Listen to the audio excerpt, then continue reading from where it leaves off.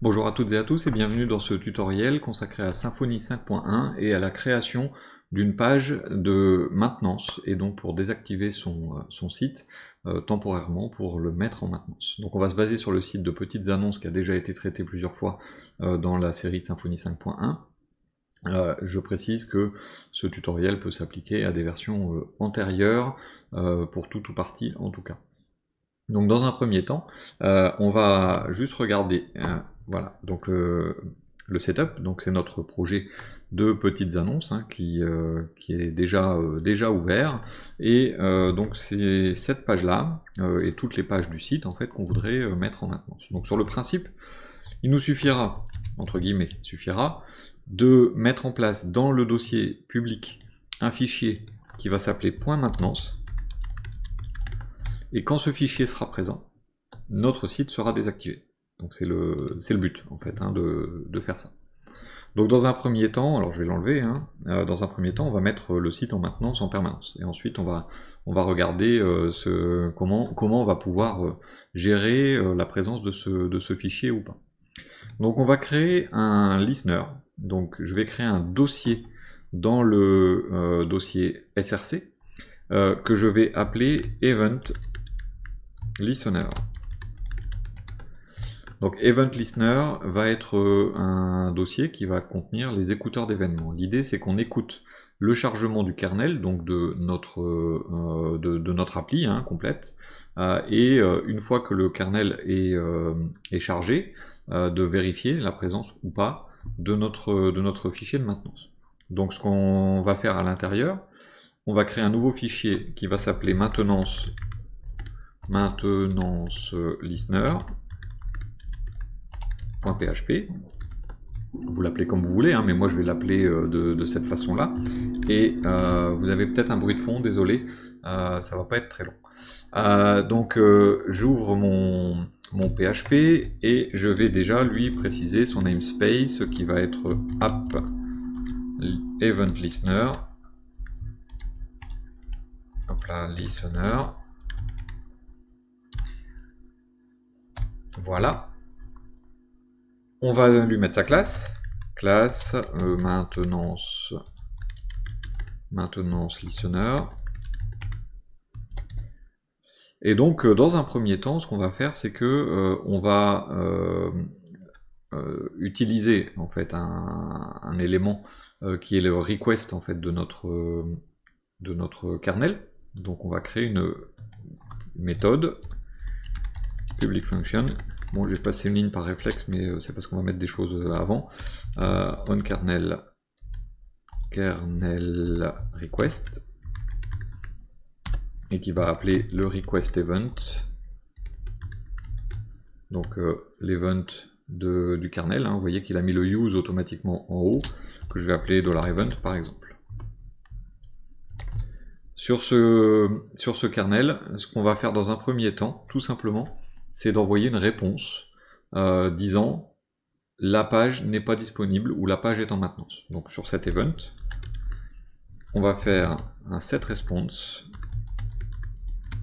qui va forcer la réponse à l'événement kernel, et donc on va faire une nouvelle réponse, donc new response du HTTP Foundation, donc il a mis le use en plus en ligne 5, je précise, et donc dans cette réponse on va préciser deux choses, la page est en maintenance et un HTTP response code. Donc dans l'objet response, je vais aller chercher HTTP et donc c'est service unavailable. J'aurais pu le taper, ça aurait été plus vite, il y en a tellement. Hop, j'y arrive, service unavailable, voilà, ça va faire un 503. Bien sûr, ce qu'il faut éviter, c'est qu'on continue à traiter les événements, puisque une fois que le kernel va envoyer cette réponse, ça sert à rien de charger le reste. Donc ce qu'on va faire, c'est que on va faire sur event un stop propagation. Donc ça, hop, on stoppe le traitement des événements. Et donc là, hop, ça on définit la réponse. Bon, bien sûr, si maintenant je vais recharger ma page, je vais pas spécialement avoir de différence, hein, il va me la charger totalement normalement. Alors, il est en train de recompiler 2-3 petites choses, puisqu'il a détecté qu'il y avait le dossier Event Listeners qui était apparu, et ainsi de suite. Donc, Event Listener, d'ailleurs, il n'y a pas de S. Donc là, il est en train de recompiler, et puis normalement, si tout va bien, si j'ai pas fait de faute, il devrait rien dire, il devrait juste charger la page. Si tout va bien, je sais même pas, tiens, j'ai même pas vérifié si mon serveur a été redémarré. Hop, est-ce qu'il s'est arrêté? Non, a priori, il s'est pas arrêté. Voilà, donc il a rechargé ma page normalement. Bon, il a mis un peu de temps, mais il a rechargé normalement. Donc une fois que vous avez défini votre listener, ça serait bien quand même de pouvoir le faire fonctionner. Donc dans un premier temps, ce qu'on va faire, enfin dans un deuxième temps, c'est qu'on va aller dans notre fichier config service, et dans le config service, dans la partie service justement, juste en bas, ici, il est marqué que vous pouvez ajouter plus de définitions, et donc nous on va charger app event listener. Bon, il y en a qui vont préférer mettre un alias et mettre la classe en dessous, moi je préfère comme ça. Maintenance listener. Attention, hein, c'est très sensible à l'indentation, les fichiers YAML. Donc faites attention à bien gérer votre indentation. Et donc la tags, 2 points, et donc je vais mettre ici avec des accolades, je nomme kernel.event listener, et l'event c'est kernel.request. C'est-à-dire que dès qu'on fait un request sur le kernel, on va lancer ce listener. Ce qui fait que maintenant, si j'actualise ma page, j'ai déclaré mon service dans le fichier YAML. Ce service récupère l'événement donc qui a été envoyé au kernel. Et là, voilà, on a bien la page est en maintenance. Bon, c'est un peu moche, c'est pas tip top, et surtout c'est permanent. C'est-à-dire que là, je ne vérifie pas la présence d'un fichier ou quoi que ce soit. Donc ce que je vais faire maintenant, c'est que je vais justement ajouter cette gestion de fichiers. Donc déjà, je vais définir dans mes paramètres, ici en haut, dans Parameters, je vais définir ici, par exemple, maintenance, file, pass, je mets ce que je veux, hein, et je vais recopier ce qu'il y a au début, parce que je vais le mettre dans public. Donc kernel project public, voilà, et je vais ajouter point maintenance directement dedans. Donc ça c'est un paramètre qui va me permettre donc de faire une comparaison, à savoir est-ce que justement ce paramètre est cohérent, est-ce qu'il s'appelle bien point maintenance, et je vais pouvoir, est-ce que en tout cas ce fichier existe, et est-ce que donc je mets en maintenance. Au niveau du listener, il faut que j'envoie justement ce paramètre, et donc je vais ajouter les arguments, et j'en ai qu'un pour l'instant, et donc c'est l'argument %loc, pardon, je l'ai appelé comment? Maintenance file pass, %. Donc en ayant écrit ça, j'envoie l'argument, ça, je l'envoie directement à mon listener. Mais qui dit que je l'envoie à mon listener, il faut que mon listener l'écoute et aille le récupérer. Donc je vais devoir ajouter une propriété, je vais la mettre en private, $maintenance, par exemple, et donc je fais un public function construct qui va me rechercher $maintenance et $this. maintenance égale $maintenance. Donc là, je suis censé l'avoir récupéré. Alors on va vérifier qu'on l'a récupéré. DD $maintenance. $this maintenance, pardon.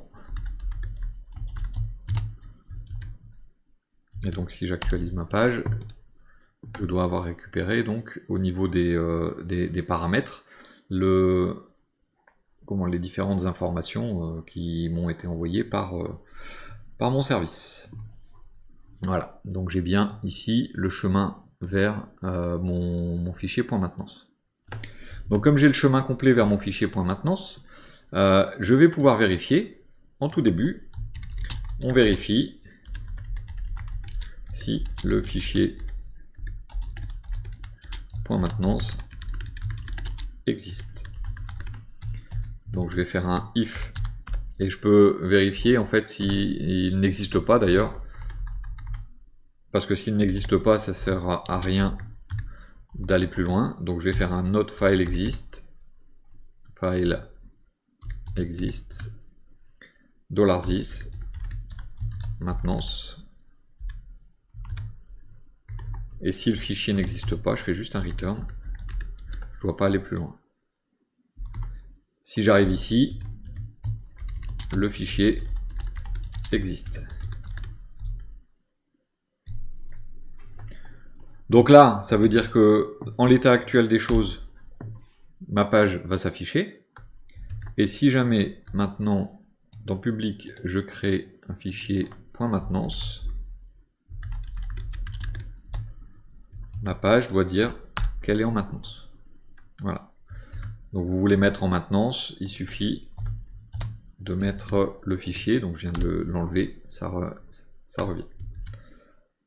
Bon, ça serait bien d'intégrer tout ça à notre template, parce que c'est vrai que là ça fait un peu simpliste, la page est en maintenance. On pourrait éventuellement vouloir faire un fichier Twig qui concerne la maintenance, donc je vais faire un nouveau dossier maintenance par exemple.